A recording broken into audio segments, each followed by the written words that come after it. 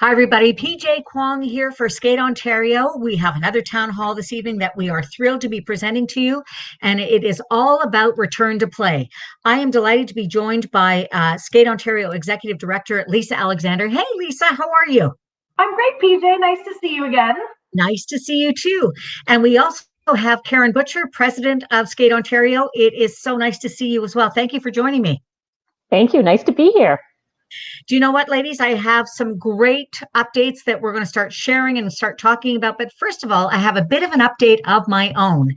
As you know, I am in charge of business development at Skate Ontario, and we just had a fantastic weekend last weekend where our sectional championships were virtually held and live streamed via CBC platforms and via our own Daily Motion. And I'm delighted to sort of be able to say that we had over 13,000 views, which means that skating is alive and well. Even though the on the ice part is a little bit tricky, the fact that we've got such an engaged audience is fantastic. So thank you for everybody.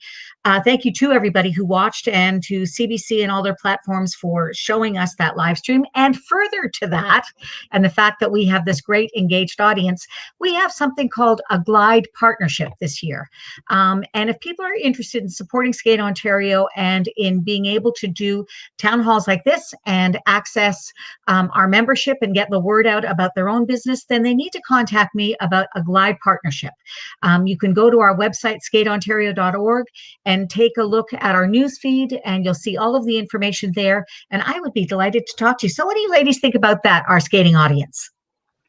I think it's fabulous. Yeah. Isn't it just? I mean, it's just great. We have no expectations this year of what it's going to be. And yet here we are with all kinds of cool stuff. So let's get right into our conversation. I want to talk a little bit about some of the updates. So Lisa, talk to me about sectionals. Talk to me about the Skate Ontario High Performance Series that was judged and the first assessment days that have been executed. There's been lots going on. Yeah, we're just so excited. We've had skaters on the ice for many months now, and through all these changes, all these challenges since our last town hall, we've actually had our first performance events on the ice, and we just couldn't be more excited. We ran sectionals with a unique format, and on very short notice, we had to move it from a one-site format, in a week. We, through the flexibility of our events team, our coaches, our skaters, we ran it at 6 different locations over 7 days to get those sectionals videos done. Then we had to hand it over to our officials in a new format. We had our first judging of skate on video performance series. So some of those athletes who were, who we had hoped could start to skate in person, but now we have this format. So again, big thank you to people for making that work. We've got our first one under our belt. And of course, we've got assessment days underway. And it's been so exciting to be able to talk to coaches and also to talk to the evaluators about being out there on the ice. We've already done over 30 assessment days. And right now, with the announcement of some of the new color zones, we're still working on it, but we've got over 50 new assessment days on the books. So lots of skaters out there on the ice. This is wonderful. And Karen, I know that you're not able to stay for that long today, but I so appreciate you dropping in, and you've got some words that you'd like to share with everybody. Absolutely. I'd like to be a big shout out to all the officials out there who have been actively engaged and anxiously waiting to get back to the assessment days and get back to the competitions. And as Lisa mentioned, we had our first live scoring event of sectionals, and the hubs went really well. And we put together videos, and everybody really pulled together and figured out technology. We had some officials making sure that, I need this technology in order to do this. And so it was fun seeing people adapt and work well together and getting results out, and in a strange way get to see each other and form part of that community. So unfortunately, as you mentioned, I can't stay for the whole meeting tonight, and that's because I have to join another call where we're getting officials ready to do the exact same thing for Challenge. So seasons really do exist. Skating, if at nothing, is absolutely amazing at adapting, pivoting, turning, spinning, whatever you want to call it, figuring things out to make sure that all our athletes have fun. And I think, the officials, the parents, the coaches, we're all learning and we're all having fun. And it's going to make our sport a lot better in the long term, seeing the new stuff that comes out of this and different things we can do. So it's great, PJ, having you back and seeing how many people were on the line to watch sectionals. And I can't wait to see what happens next. One final question before you go. All of this learning, people at the beginning were probably a little bit nervous. You had to do some of this yourself. So tell me what it was like to try and juggle all of the different balls in the air that you've had to do with all of the new technology, the new learnings that you've had to do specifically around judging. Well, I think specifically around judging, that the first point was, do I have the technology? Do I have a computer? Because, you know what, my work computer is not going to work because of my security. So what do I have? What will work? And then it was reading and talking to my colleagues and going, okay, this is what I have to do. And you know what? We're all having technology problems. We're all in this together, and we're all going, oh, that's all it was. Or no, I'm not as stupid as I think I am. It really is some other glitch in the system. But working those bugs out and going, how can we make this work? And it's cool to hear people figure out their setups of the computer going, well, if I put my computer here, it feels exactly as though I'm looking out above my scoring system and looking onto the ice and watching them skate. So it's little tips like that make it feel natural. And we all, of course, talked about, are we all wrapped up in our blankets, staying warm during this event? And we didn't have any Zamboni fumes. So what could be better than that? You know what? That's perfect. The other thing I want to remind people is that we've got, if you want to get into evaluating and you're brand new to that whole concept, we've got a great webinar that's happening on the 5th and 6th. Registration details are on the website again. So if you want to be heading down the evaluator pathway or eventually the judging pathway, that is a great place to start. Any final words of wisdom or of encouragement before you go, Karen? Oh, if you haven't tried it yet, just wait. You're going to have so much fun. I think going forward in the future, people will be trying to divide their time between, okay, what can I do virtually to help maybe remote areas? And absolutely, people want to get back in person and see people. So there's going to be that balance there. And I think it'll open up a lot more judging opportunities eventually. It's sad right now that we're just starting, and I want to get to that finish line where we've got more things happening so we can accommodate as many officials as possible and they can see how much fun this is. Great comment from one of my more fun judging buddies, that's for sure. Joanne Shaw saying it was fun doing sectionals.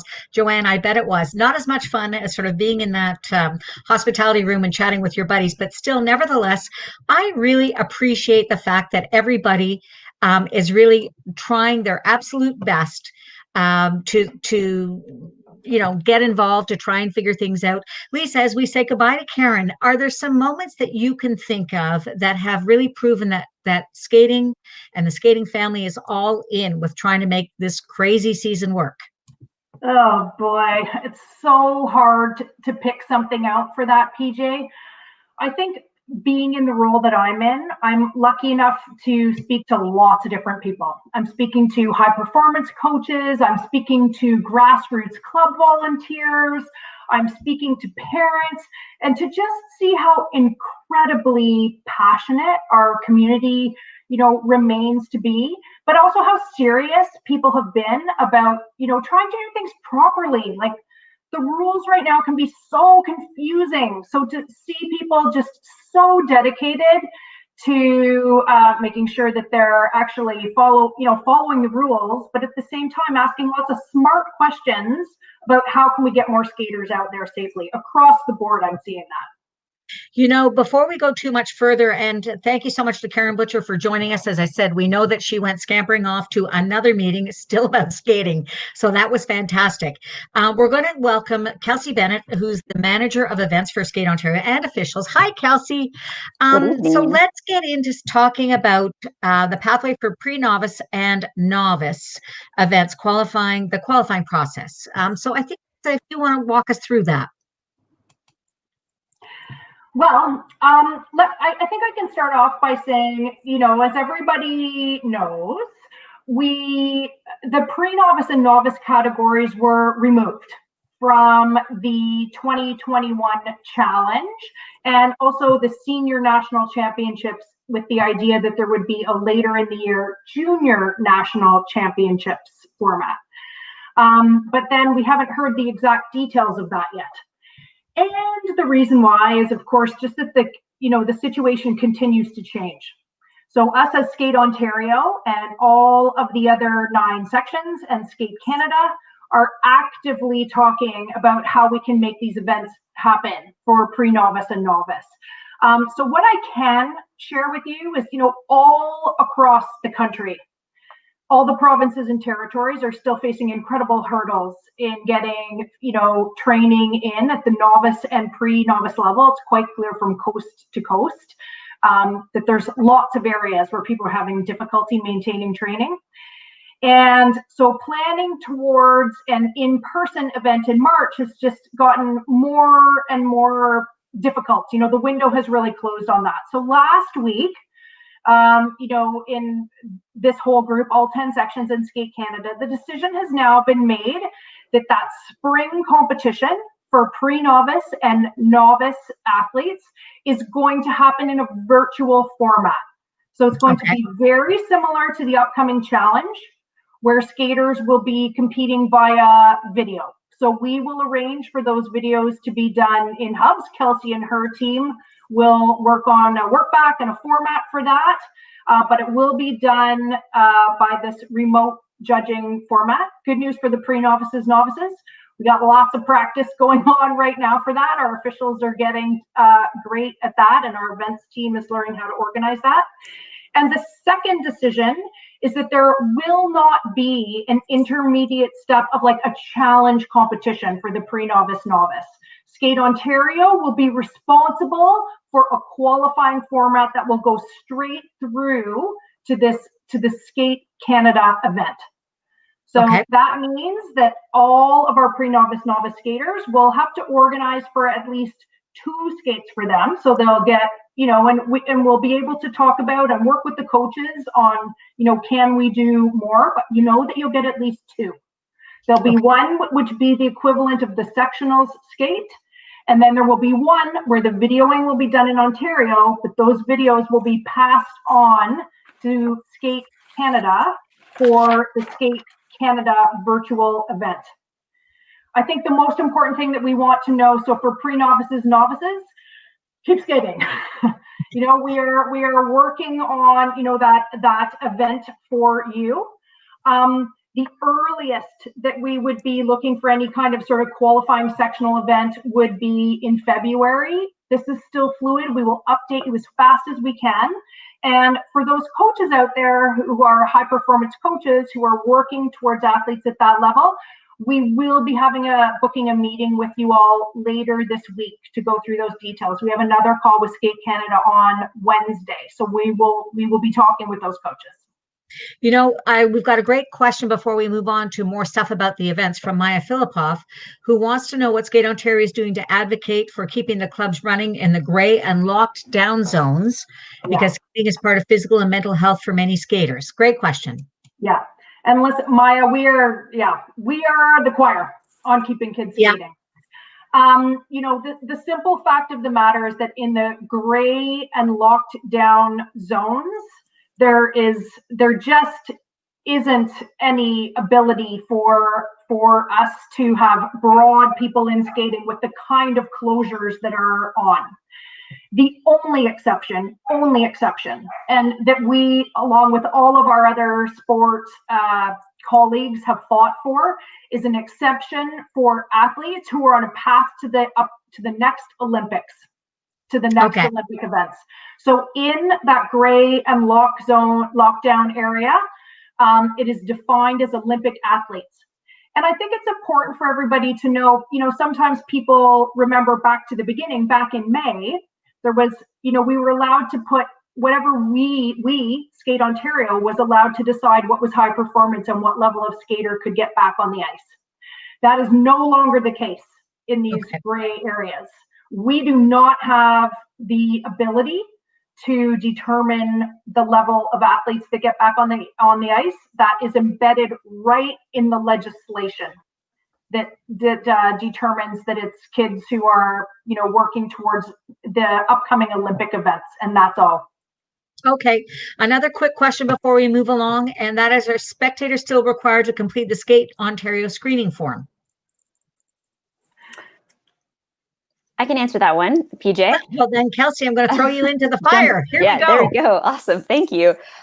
Yeah, that one really depends on the facility at this point. And so for each of those events, we will communicate with potential spectators if that's required or not, but it really is a venue specific question at this point.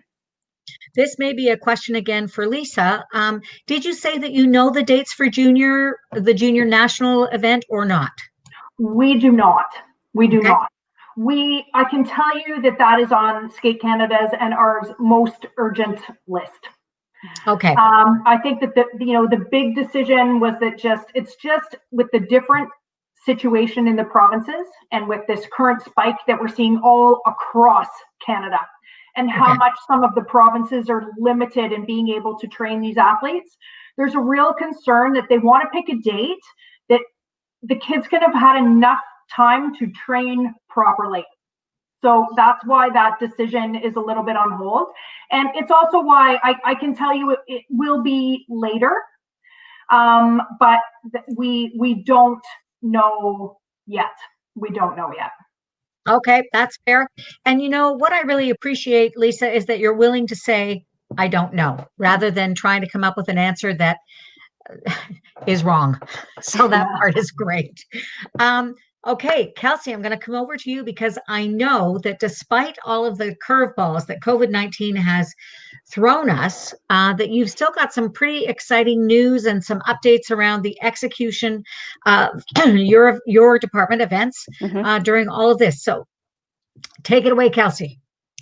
Yeah, definitely. I think that, first off, what we really want to communicate to people is that we're still moving ahead with events where we can and when we can. We've said that all along, and we're continuing to work towards that. That's been our philosophy, and we're excited to keep moving forward with that. We know that they're not all going to be perfect, that this isn't perfect, that it's not, that we can't offer competitions everywhere. Although, we want to make sure that we're offering competitions that are within the public health guidelines where we can. So we will continue to do that. That has not changed. And that's, what we started off saying back in the spring, and that continues. So we're still working towards that. So with that, we're excited that we are moving forward with our first Skate On event that is going to be hosted in Stratford in the next couple of weeks.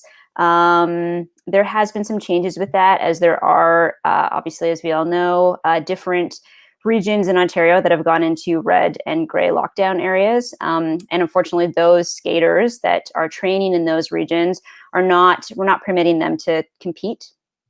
So they will receive refunds for that. But that is, as you said, these are part of the changes that happened during COVID. And that's one that we've had to make since that registration has opened.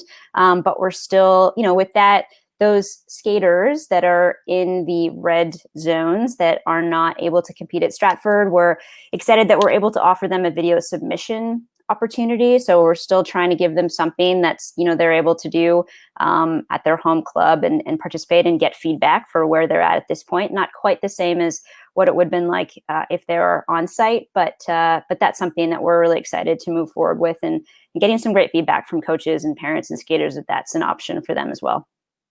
Let's talk a little bit about assessment days. How have you been able to execute those?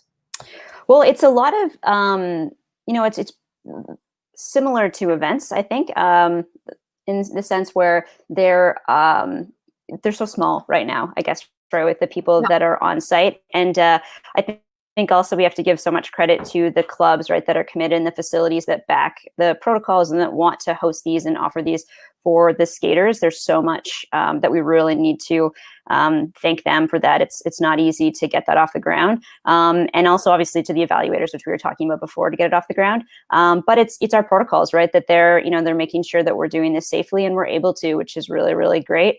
And that we can continue to offer these meaningful opportunities for skaters through assessment days across the province. So we're still doing that too. Here's a great question from Paul Parkinson. Are they allowed to submit a video submission that comes from before the lockdown? This is for skaters. That is a great question. Yeah, I mean, at this point, yes. I mean, that's a great question. Haven't been asked that one before. That seems to be. We can clarify that, but when you're asking me that now, it seems to be a great idea. If you've got one in your back pocket and that you want to be, I think that's a great idea. Thank you for bringing that up. Yeah, I feel like I need to double check on all those things before I say guaranteed yes, but I love it. I think it's a great. Thank you for bringing that forward. Do you know what? There's another great question. I'm going to bring Lisa back in, and it's a question from Maya, and it may be a Skate Canada question, but we don't know.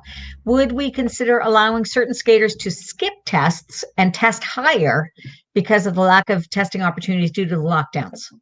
Ooh, I am afraid that is not my area of expertise. That would, but that's certainly something that we can note the question, and I think that's something that we can talk about with our team, and that maybe we could take to Skate Canada. I think the important thing about sort of the spirit of the question is, we knew that this year would be tough. Like, we're disappointing people who are out there working hard, right? Yeah. And we know, and we've said many times that we know this year it's not gonna be fair. Yeah. And we're not going to be able to provide things that are exactly equal for every skater, but I think what, you heard Kelsey say, the key point is that like, what we will do is we are going to provide what we can within those public health and public safety guidelines. So Lisa, is there a little bit of good news about the red zones that you wanted to share? Yes, good, important clarification about the red zones.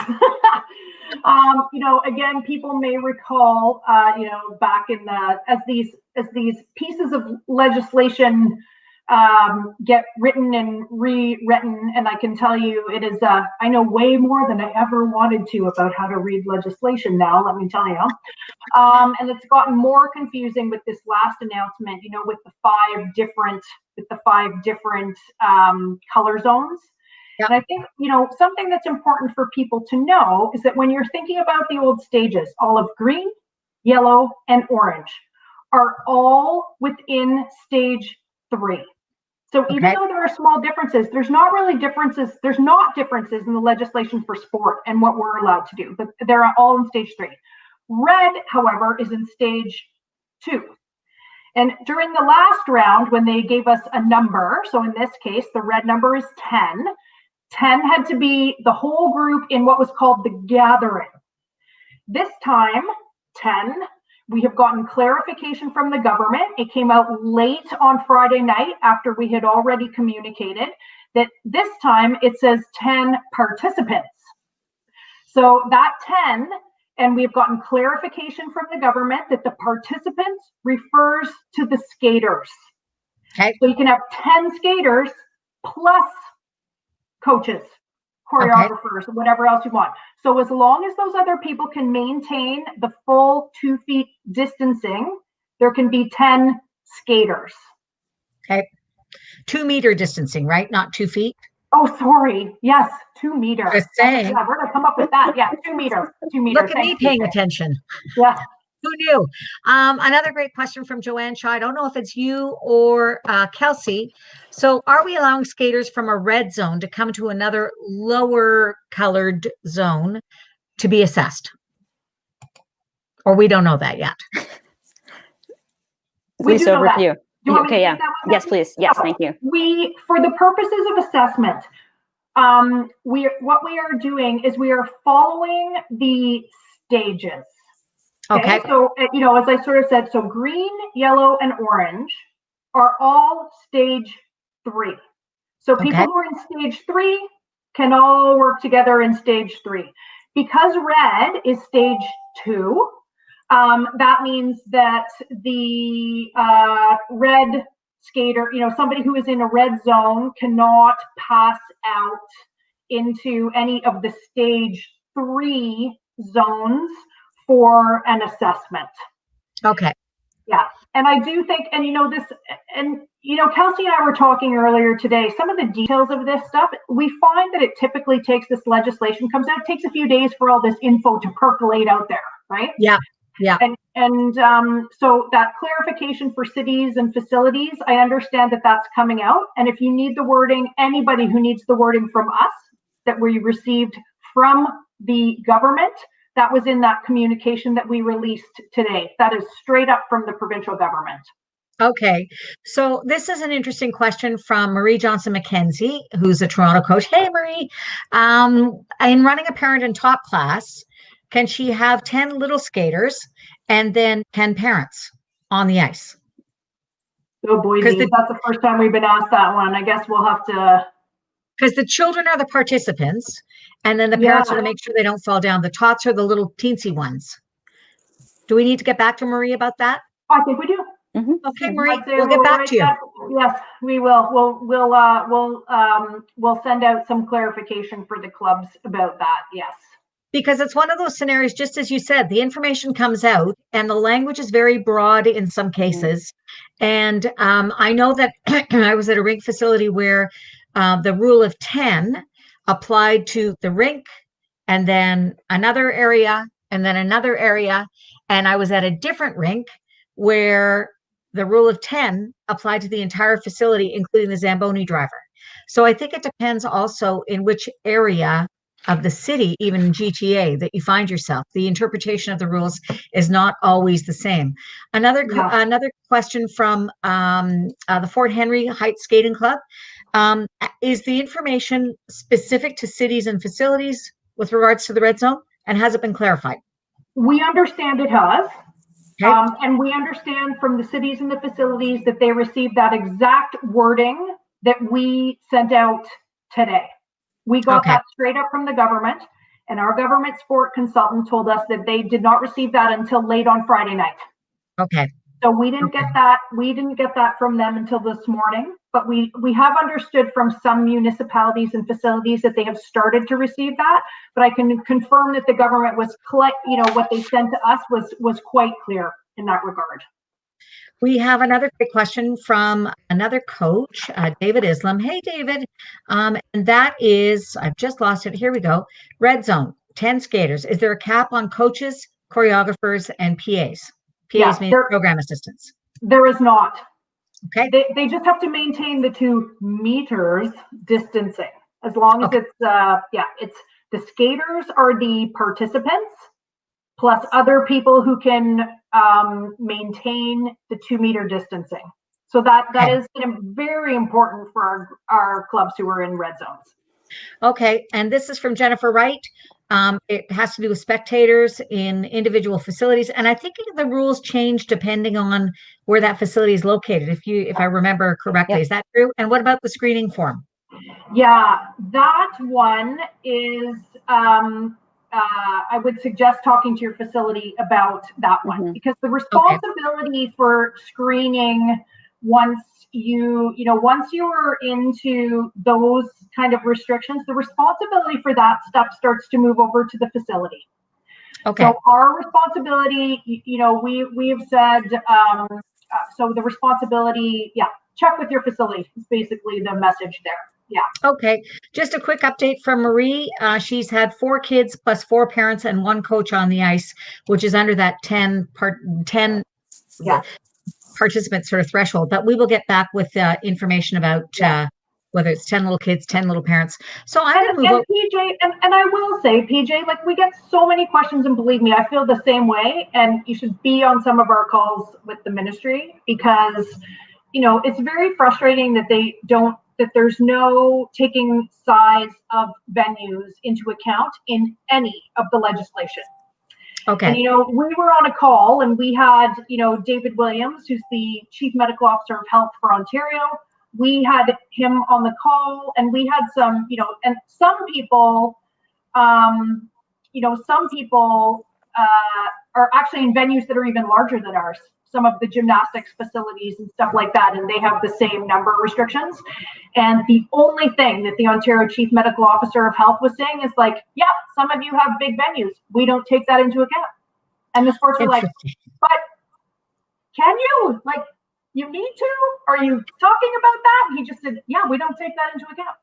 So we work on that at every opportunity. We bring that up when we can, but for now, we have to work within what the legislation is. It's the old yeah, but. Old yeah, but answer. Yeah, but. All right, Kelsey, I'm coming over to you for a second because I want to talk to you about video performance series, and then we're going to also touch on star 1 to 4. So amazing. Tell me what you can tell me. All right. So what I can tell you is that on Friday, we are releasing more information about our Skate On video performance series. So stay tuned for that, for full details about the dates and all the good news about that. But, just wanted to let people know that we had talked about that in the past and that we're working on that and you'll see it coming out, but it's really exciting. We've also ran our first version of that. So the first one just happened this past weekend and we had over 100 participants in it. And that was really, that came out of the cancellation of the Baltimore and Huntsville Skate On events. So those skaters specifically were able to participate in it.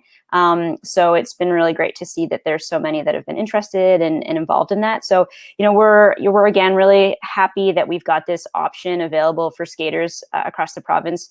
Again, tricky for athletes in the gray and lockdown zones currently, but everyone else, this is an option for them moving forward. So we're going to have 5 of those. 4, we've already done 1. So we're going to have 4 scheduled for the rest of the season. So basically 1 every 2 weeks starting in the middle of January, which is exciting. And so you'll see, we'll provide details on what your video requirements are and all that good stuff. So you can always reach out to us with more questions once we release that this week.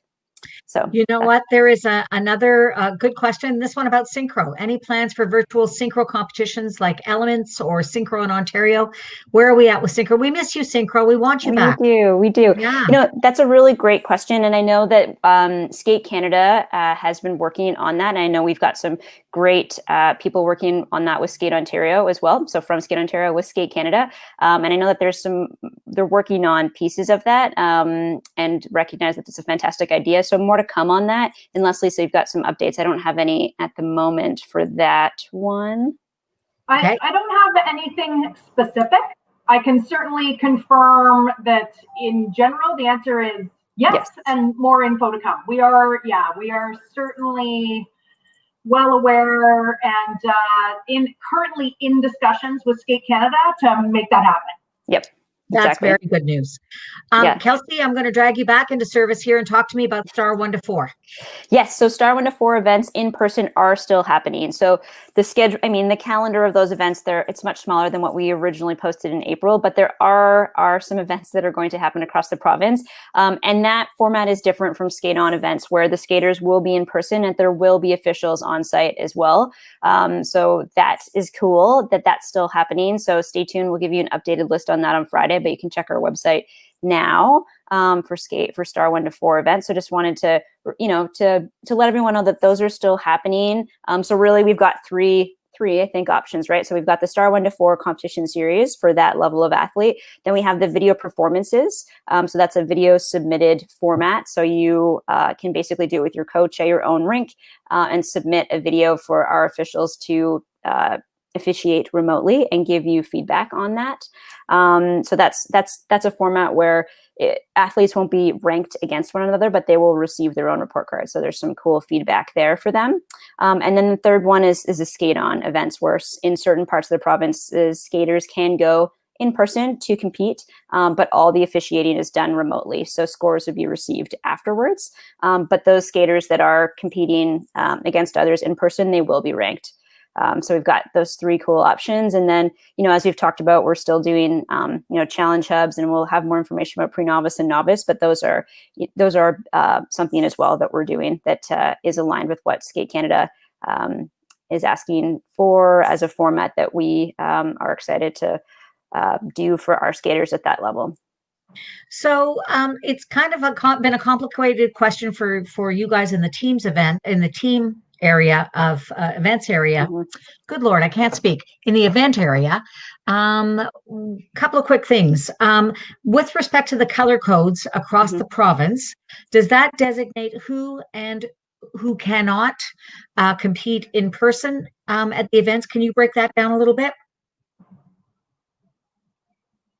Yeah. Over to Okay. you, Kelsey. Do you want to, oh, is she frozen? She looks a She little might frozen. be. Let's see. Am I Yeah, back? she's frozen. Oh, there she There is. you go. Oh no, So- was it a bad? Anyway, sorry. It was just an internet hiccup, which happens from time to time. So what we were talking about was the different, color zones across the province. Yes. What does that mean for competing in person? Like which color can go where at what time? Yes, great question. So right now, as things are fluid, so as of right now, if you're stage 3, which is green, yellow, or orange, you are permitted to compete in skate-on events in person. Okay. If you if you train more specifically in a stage 2, which is red, you're not permitted to compete in events outside of that zone. Okay. And obviously if you're in a gray or lockdown, then you're not permitted to compete either Okay. Yeah. So tell me about this Star 1 to 4 events from the Fort Henry Heights Skating Yes. Club. In person only? They are in person only. So we've thought about this one a lot, as we have for all of these different events. And I think it's a really, we can do it within the different social gathering limits, or if it's 10 people or 50, depending on what stage the location of the event is in. And that, in really looking at the officiating, as there's fewer officials on site, they can be spaced out safely, and it's not as conducive to do it remotely, as there's not video set up typically for Star 1 to 4s. It was quite difficult. It just really changed the nature of that one if it was filmed and then judged remotely. So at this point in time, we're keeping that one in person, and then Okay. yeah. So that's where we're at with that at this point. The great question from Jen McPhee that I think I'm going to bring to Lisa. And the arena has 2 designated areas, such as ice and spectator areas. She's currently allowed at her rink 25. Do you know if we can have 2 gatherings of 10 on the ice and off the ice within the arena? That is really an area where you have to work with your municipality and your arena. Okay. The Skate Ontario protocols are laid out as the minimum, right? Like we share with you what the legislation is, so that's just the law. And then we share with you what our standards are to make sure that there's no close contact in our programs, right? Like we have a maximum number of people that's prescribed within the protocols. You may, in addition to that, have different restrictions put on you by your municipality or by your facility. So that's something that you have to talk about with them. Okay. Where I do encourage people to maybe get in touch with us. We have had some people reach out because there's been some confusion. There's different rules in this legislation for fitness classes versus sport. So, I saw a question come in from Roxanne Daigneault about 3 meters. If you read the legislation, the 3 meters is a rule for fitness classes. We, and none of our programs, all the way down to can skate, pre-can skate, all of our programs are considered sport programs. And if you need our assistance with that, with your municipality or your particular health unit, we can give you that. And the government has provided clarity for us as the recognized sport organization for skating. Skate Ontario and all of our members are considered sport organizations. So all your programs are considered sport programs, not fitness classes. So does that address this question from Roxy Daigneault that her health unit has been told 3 meters apart? Yes. So that's what you're talking about. Yeah. So and Roxanne, if you ever want to talk about that anymore, you can reach out. We've had some of those conversations. The 3 meter thing is something that talks about fitness classes, which, as I said, the government is quite clear. We're not fitness classes. We're sport. Okay. Terrific. This is another great question. This one from MK McDougall. So training versus where you live. If you train in an orange zone but live in a red zone or vice versa, how is it considered different? Do you want to take it, Kelsey, or do you want me to? You're there, Lisa. You can start off, and then I can jump in there. Yeah. Okay. Great question. something that we've had lots of conversations about, and we understand that our answer about we consider you to be in the zone where you train with regards to attending our events, right? Like that's where we make the distinction, right? It's for people who attend our events. Okay. And the reason we designated where people train is because we needed to come up with some kind of convention that was sort of manageable and reasonable for us, right? So typically where people are training, they have been in that club for many months. They're following all the protocols there.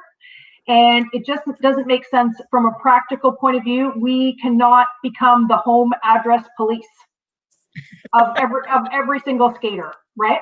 And we have a lot of, and I've spoken to some clubs who their arena is located right on a border. They have kids who come from a school where the kids may live in multiple different colors. They come to the skating club, they live in multiple different colors depending on where they're located. So we needed to come up with a practical standard. So that's why we went with, for people to come to our events, we went with the standard that it's the club you're registered in. Okay, fair enough. I don't know how to say this. I'm going to say something that's going to be strike the fear into the hearts of many. The challenge. What can you update us with about the challenge?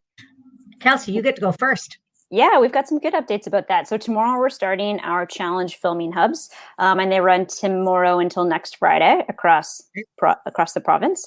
And we are running those in red and gray lockdown zones, building off of what Lisa said earlier, because we have that high performance exemption for those skaters, we are able to ensure that they get an opportunity to be filmed for challenge.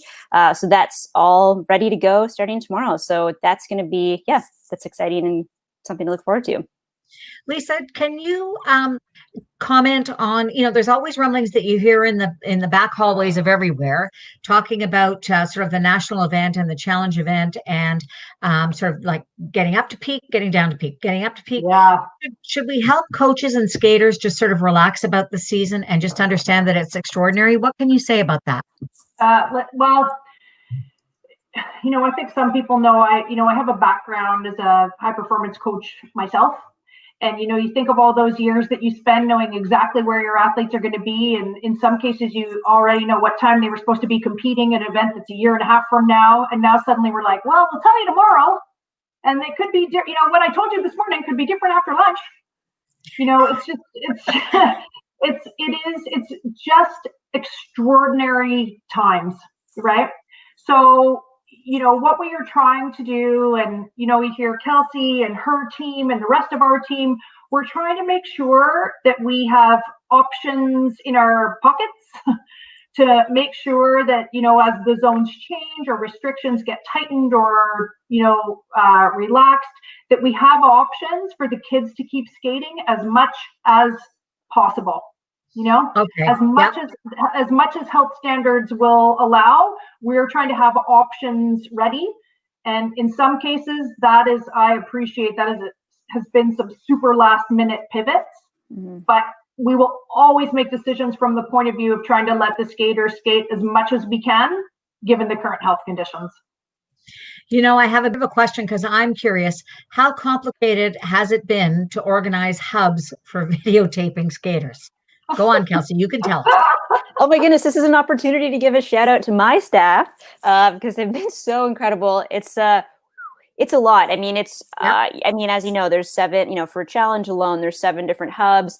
And that was like, you're right in the middle of planning this. There's this huge update from the government about like the red and gray lockdown zone. So it's been complicated and we had to do it quickly. And, we have to also thank the videographer for just like being able to be wherever we need him and his team, and that's amazing. And all our referees that are going across the provinces to these hubs at weird times of the day and short notice as well. So there's like, I think it's also kind of it's not boring, that's for sure. There's lots of stuff going on, but there's the work back is way different than what we're used to, right? For the events team, like usually we plan 4 months in advance for a competition and we're doing it like a week or less in advance. And On top of that, we're doing detailed schedules for each of these locations, and we're still doing start orders. And there's a lot of all the same things that you consider for a competition you still need to do for these little hubs. And on top of that, there's this layered complexity of COVID and making sure everyone is safe and aware of those protocols on site. So it's I mean, it's been awesome to see it all come together and everyone work together. I think it's been, it's incredible to see that. But thanks for bringing it up. It's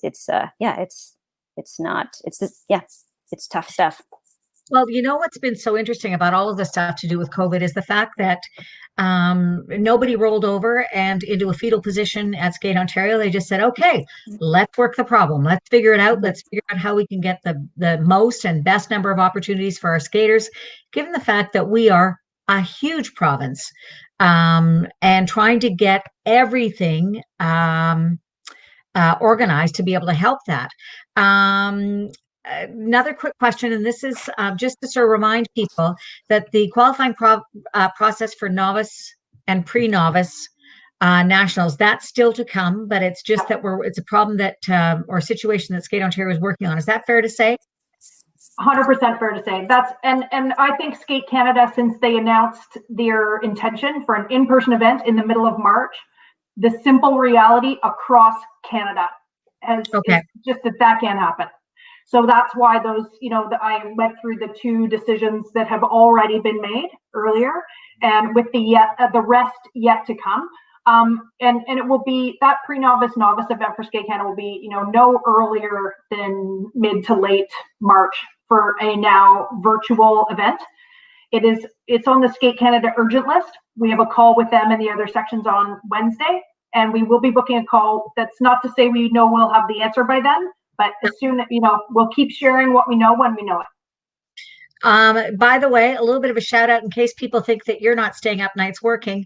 This is from Carrie Valentin, who wants to thank Skate Ontario, and especially you, Lisa, with helping with the local health unit. So we are all in this together, that's for sure.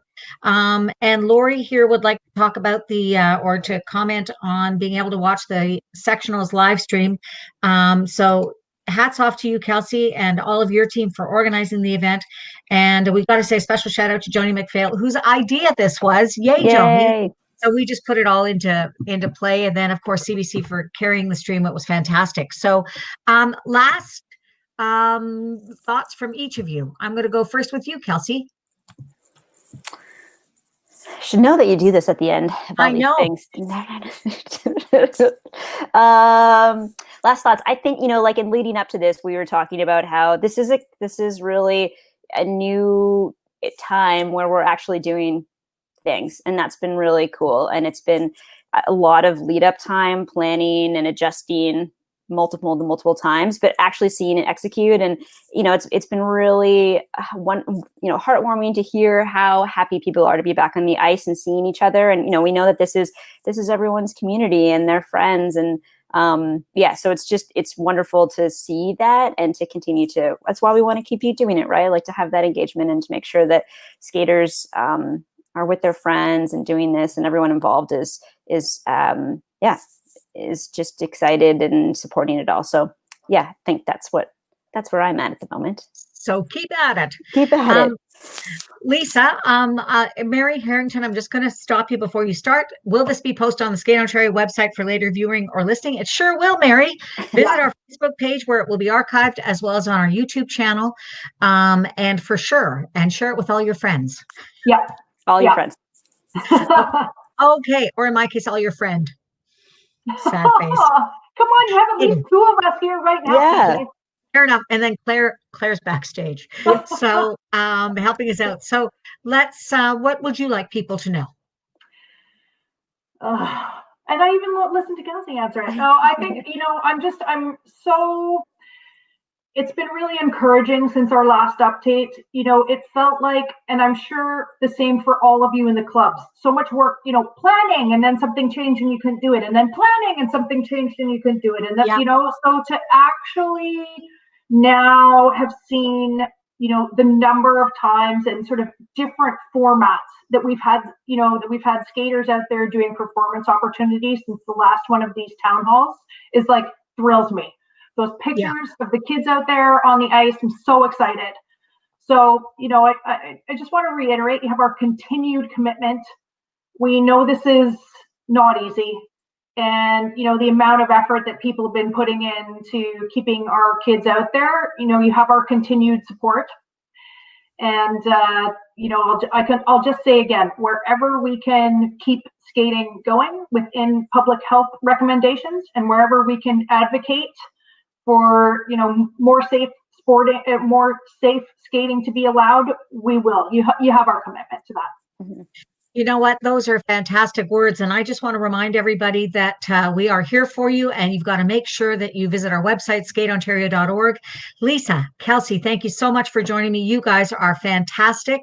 I'm sure we're going to have another town hall in the not too distant future. So everybody, please stay tuned. In the meantime, if you want more information about obtaining a glide partnership as a way to support Skate Ontario and your favorite sport and mine, then take a look at the website, skateontario.org. It's in the news feed, all of the information. Go to our YouTube channel and subscribe to us. Follow us on social media. And I just want to say thank you again for joining us. I'm PJ Kwong. Bye for now.